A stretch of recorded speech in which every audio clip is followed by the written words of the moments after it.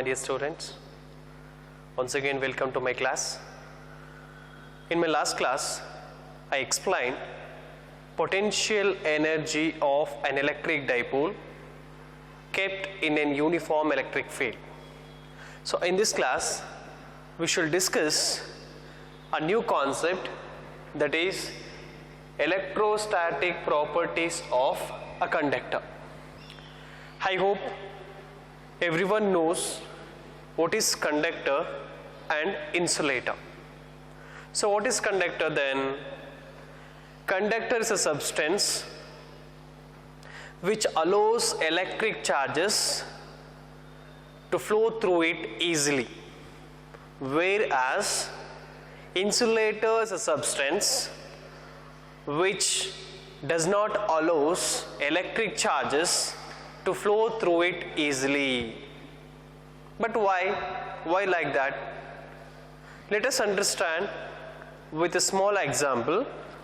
Suppose if I consider a conductor in the form of sphere. You just imagine this is a conductor. It contains a nucleus,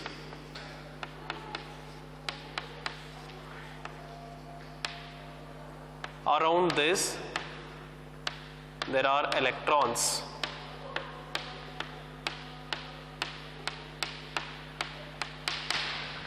In case of conductor, electron from one atom can able to move freely to the neighboring atom like this, whereas electron from this atom can able to move freely to the neighboring atom like this and like this.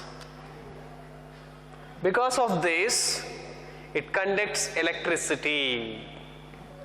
Whereas in case of insulator, I'll conduct one wooden piece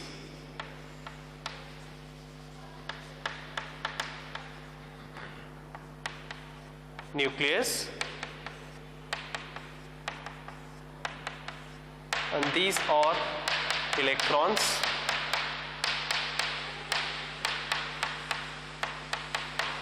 In case of insulators, so what will happen? These electrons are strongly bound with the nucleus. They cannot able to move from one atom to the neighboring atom easily because they are strongly bound with the nucleus. So insulator do not conduct electricity. So these are the major difference between conductor and insulator. So by seeing these two examples, we can say why insulator does not conduct electricity and why only conductor. Got it? If such a conductor placed in uniform electric field or placed in electrostatic field, what will happen? Those things I will explain in the form of properties of a conductor. First property, net electric field is 0 inside the conductor in the external electric field or in the electrostatic field. Suppose I'll consider one conductor. It may be any shape. I applied an external electric field. So this line represents external electric field. So we shall call it as E external. We know that inside the conductor, the positive ions and electrons are present. When the external electric field is applied to such conductor, the electrons experience a force and start moving opposite to the direction of electric field, which means towards the left. So electron will move like this towards the left. whereas the positive charge experience a force and start moving towards the direction of electric field, so towards right. The negative charges is aligned towards left, whereas the positive charges are aligned towards right. So these two charges set up their own electric field inside the conductor, which is opposite to the direction of external electric field. Look at the direction. So for that we shall call it as E induced, that is induced electric field. Induced electric field. So look at these two things, external electric field and this is induced electric field. So it clearly indicates these two external fields are opposite in direction but they are equal in magnitude. Suppose if I calculate net electric field, what you will get? So let me calculate net electric field. E net is equal to E external electric field plus E induced, that is induced electric field. Suppose the external electric field what we applied is 5 volt per meter, then induced electric field also will be equal to 5 volt per meter. So since they are opposite in direction, so minus E external minus E induced. So E net external electric field 5 minus induced electric field 5. So net electric field will be equal to 0. Suppose if no electric field is applied to the conductor, then what about the net electric field? In that situation also, net electric field in the interior of the conductor will be equal to 0. This is the first property, that is electrostatic property of a conductor. We move on to the next property.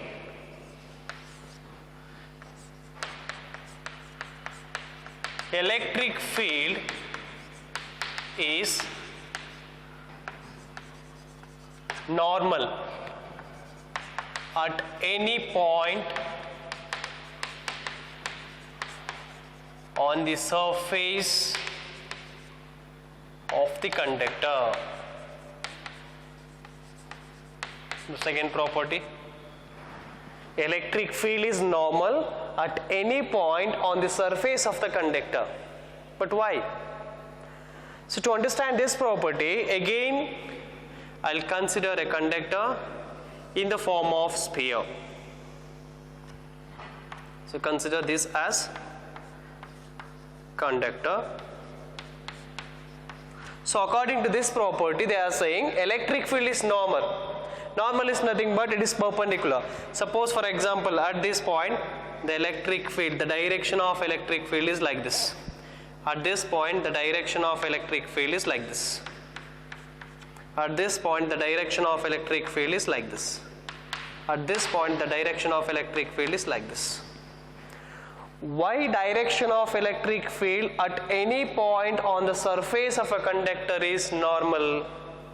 What will happen if it is not normal? Suppose the direction of electric field is like this. What will happen? Suppose if it is inclined like this, what will happen? Then this electric field is resolved into two rectangular component like this. Two rectangular component. Then whatever the charges are present in the conductor experience a charge due to this component of electric field. Then and they start moving in this tangential direction and they constitute surface current, but no such current exists in the static condition. I repeat once again. If the electric field is inclined like this, this electric field is resolved into two rectangular component. then the charges experience a force due to this rectangular component and they start moving towards in the tangential direction and they constitute a current known as surface current. But since we are talking about in a static condition, no such currents exist. So for this reason, the direction of electric field at any point on the surface of a conductor always normal. Third property. Now let me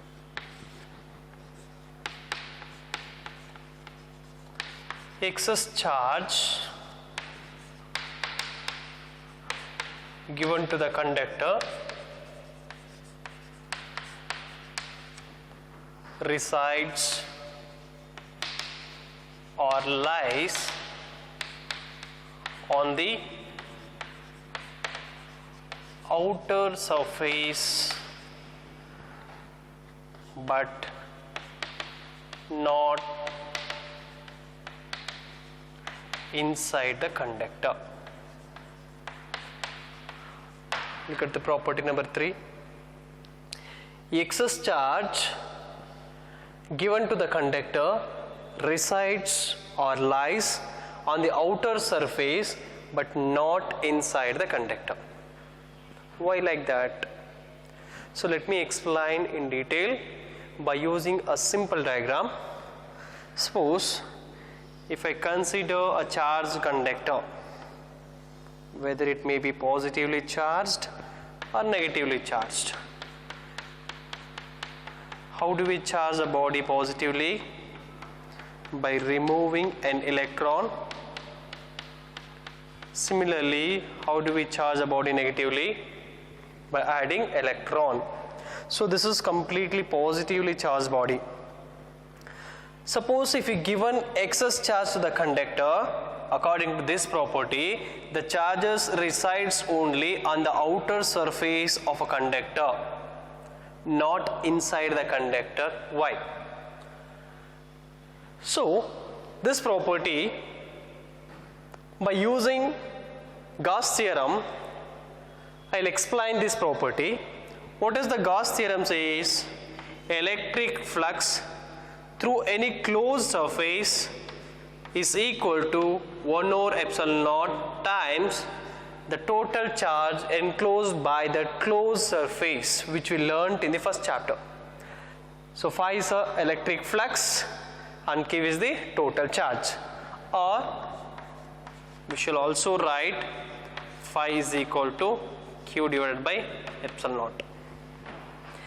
In the first property we learned what is the net electric field in the interior of the conductor? 0. So net electric field in the interior of the conductor is 0. When the net electric field in the interior of the conductor is 0, since I am using the Gauss theorem, we have to make use of one Gaussian surface. So I'll use one Gaussian surface inside the conductor. So in the interior of the conductor, electric field or net electric field is 0. Then what is the electric flux coming out from this conductor? Since the electric field is 0, flux is also 0. When flux is 0, what you will get? 0 is equal to Q divided by epsilon naught. If you do the cross multiplication, what you will get? Q is equal to 0. So when the electric field is 0, flux is 0. As the flux is 0, Q is also 0. Which means whatever the excess of charges given to the charged body, all the charges or resides only on the outer surface of the conductor but not inside the conductor. We have a proof. I'll move on to the fourth property. Electric potential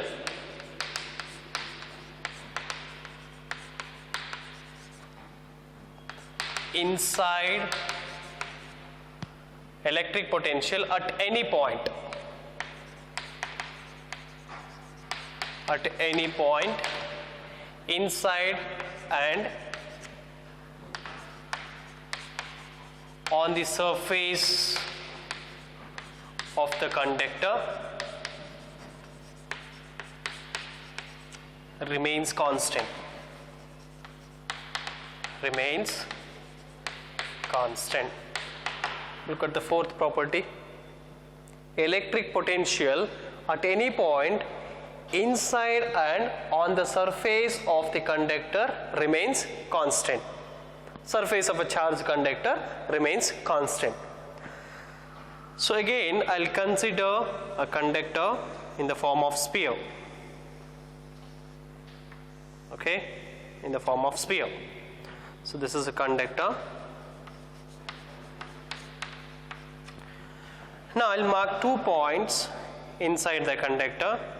We shall give a name as A and B.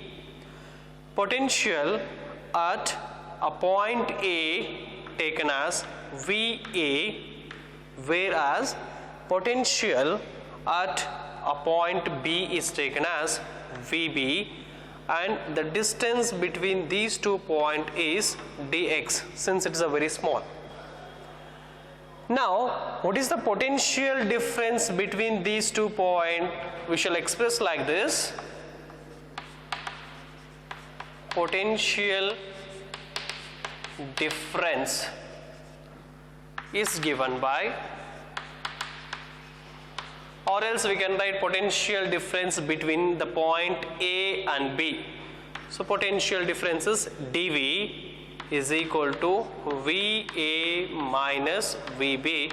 We shall mark it as equation number 1. Now, to explain this property number 4, I will make use one relation, that is E is equal to minus dV by dx. This relation gives the relation between electric field and electric potential. Now, by omitting this negative sign, I will write the relation for our convenient. E is equal to dV by dx. We know that according to the first property, what is the electric field or net electric field in the interior of the conductor? 0. 0 is equal to dV by dx. Then if you simplify this, what you will get? dV will be equal to 0. dV will be equal to 0. Then if I use this in the equation number 1, what you will get? 0 is equal to VA minus VB. If I simplify this, what you will get? VA is equal to VB, which means electric potential at a point A will be equal to electric potential at a point B, which means at this point, suppose if we have 5 volt of electric potential, at this point also we'll have 5 volt of electric potential. This point we can consider either here or here you can consider. But according to this property, they are not saying only inside, also on the surface of the conductor electric potential remains constant, which means at this point on the surface, at this point, at this point, at this point, at this point, at this point, it will be equal to 5 volt, 5 volt, 5 volt, 5 volt. So what I have taken the numerical value just for the example. Okay, inside the conductor and on the surface of the conductor, electric potential remains constant. What about outside the conductor? Suppose if I mark the point here, different point, here and here, the value of electric potential is not same. Why? Because these points is not at the same distance from the center. So here the value of electric potential is different, here it is different, and here it is different. For example, here it is, suppose if it is 3 volts, it may be 2 volts, it may be 4 volts. Property number 4, electric potential at any point inside and on the surface of a conductor remains constant. Look at the proof. We'll move on to the 5th property now. Electric field at any point inside the cavity of the charged conductor is 0. Now I'll consider a conductor with a cavity. Conductor, it may be any shape. This is a cavity. Positively charged conductor.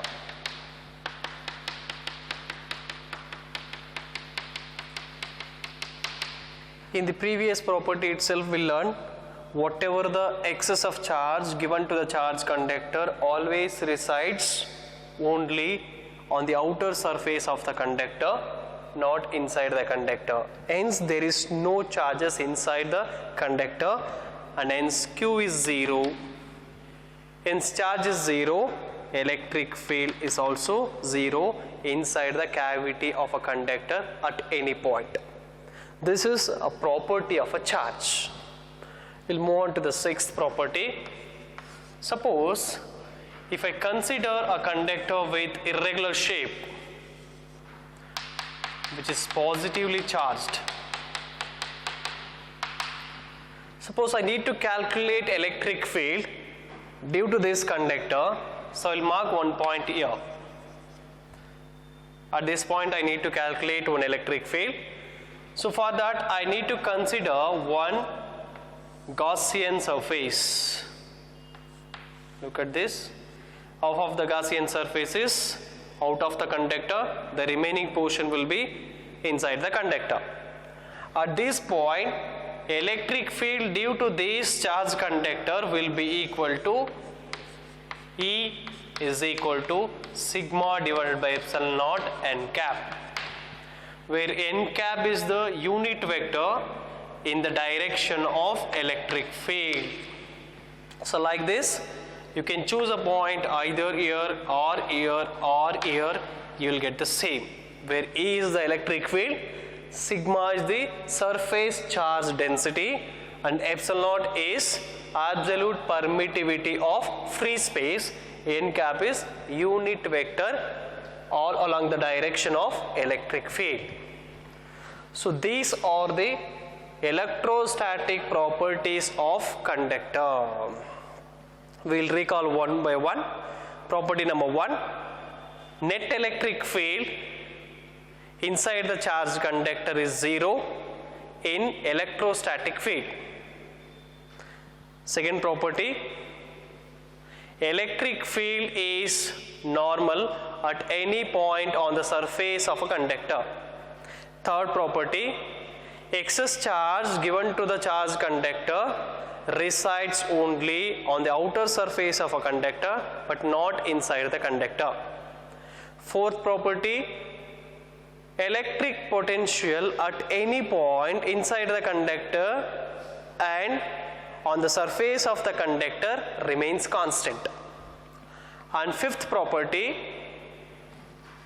electric field at any point inside the cavity of the charged conductor is 0. So these are the 5 important electrostatic properties of a conductor. We'll move to the next concept, that is polar and non-polar molecules. Before going to the polar and non-polar molecules, once again we have to recall what is insulator. Insulators are the substance which does not allow electric charges to flow through it, which we learnt just now. Insulator has one more name, that is dielectrics, or also called as dielectric substances. Then what is dielectric substances? Dielectric substances are insulator itself but it has a special behavior. What was that? Dielectric substance or the insulators which transmit electric effects without conducting any electrical charges, which means these dielectrics or many dielectric substances or any dielectric substance are made up of either polar or non-polar molecules. So let us discuss one by one what is polar molecules and non-polar molecules.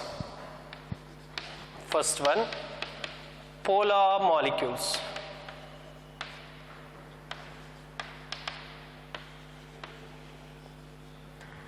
Polar molecules are the molecules in which centers of positive and negative charge of molecules do not coincide, which means they are separated with a small distance. I'll write the statement.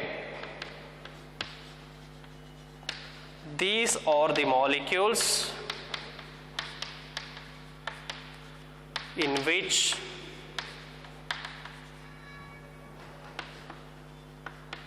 centers of positive and negative charge of molecules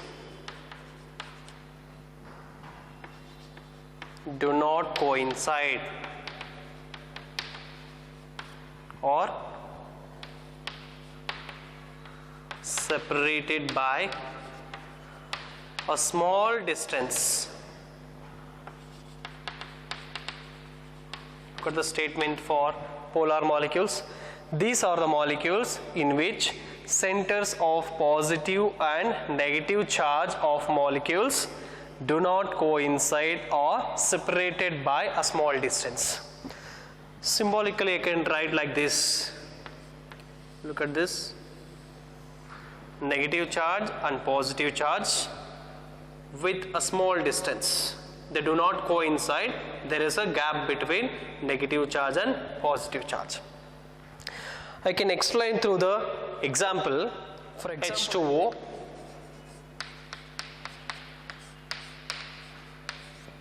So you shall write like this.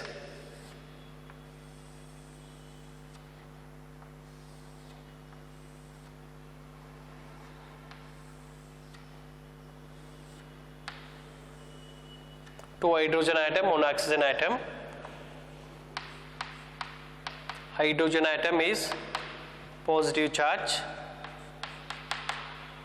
and here oxygen atom negative charge. And what is the midpoint of these two positive charge of the hydrogen atom? Here it will come. Average point or midpoint. Here it will come. Correct, no? This is the positive charge of the hydrogen atom, positive charge of the hydrogen atom. What is the common point of these two positive charge of the hydrogen atom? Here it will come. So this is the negative charge of the oxygen atom. So if I join these two, they do not coinciding, they are separated. So they possess a permanent dipole moment, which is represented by P cap, which is always directed from negative charge to positive charge. Here we have a negative charge and here we have positive charge. There is a gap between these two charges, which means centers of positive and negative charge of molecules do not coincide. They do not coincide. I can take one more example, that is HCl.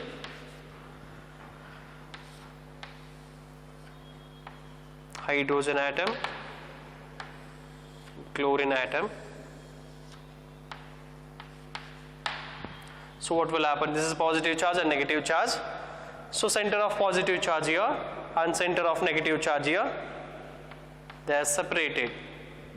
So here we have negative charge, here we have positive charge. There is a gap between centers of negative charge and positive charge. Here also it possesses permanent dipole moment, which is directed from negative charge to positive charge. So like this you can take any example which is regarding polar molecules. So we'll recall the statement again.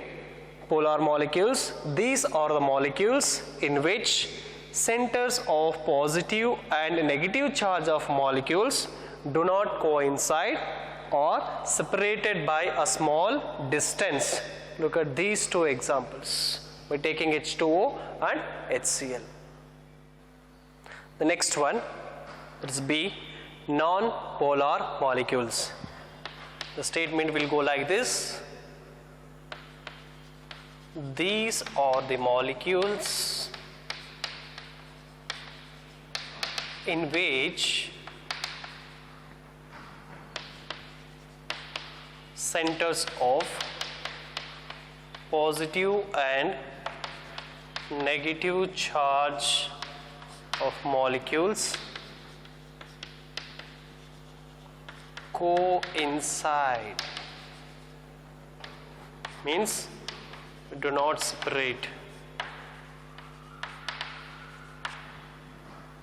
These are the molecules in which centers of positive and negative charge of molecules coincides. So I can represent like this. Look at here. Just over the positive charge we have a negative charge. They are coinciding. There is no sufficient. They are coinciding, positive charge and negative charge. There is no gap between positive charge and negative charge. They are coinciding. Example, I can take H2. So for this, can write the diagram like this. 2 hydrogen atom. So hydrogen atom possesses a positive charge. Here at this point, electron, here one electron which is regarding this hydrogen atom, this electron is regarding this hydrogen atom. So here one electron is there, here one electron is there. What is the common point? If I join these two, here we have a common point of the 2 negative charge. Similarly, here one positive charge, here one positive charge is there. What is the common point? So here it will come. So negative charge and positive charge gets coinciding. Such molecules are called non-polar molecules. So I can give one more example. Carbon dioxide. The example number 1 and 2.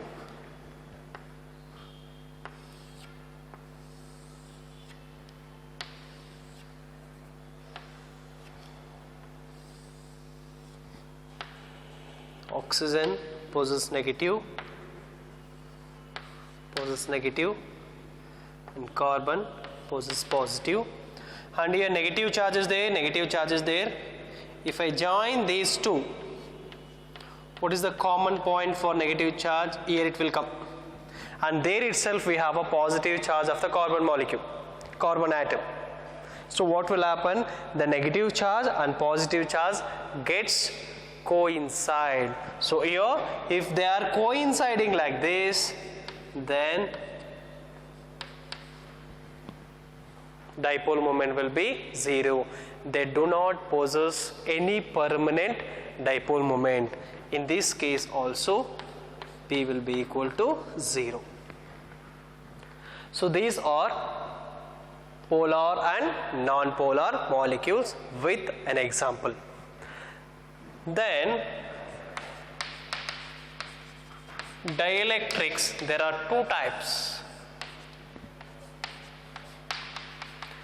Polar dielectrics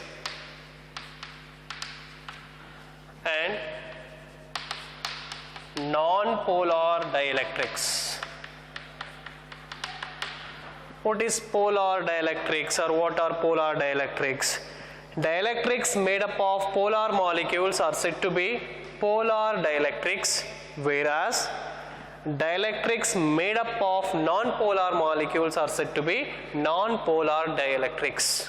I told in the beginning, dielectrics are made up of either from polar or non-polar molecules. So in this class we learnt electrostatic properties of a conductor and polar and non-polar molecules.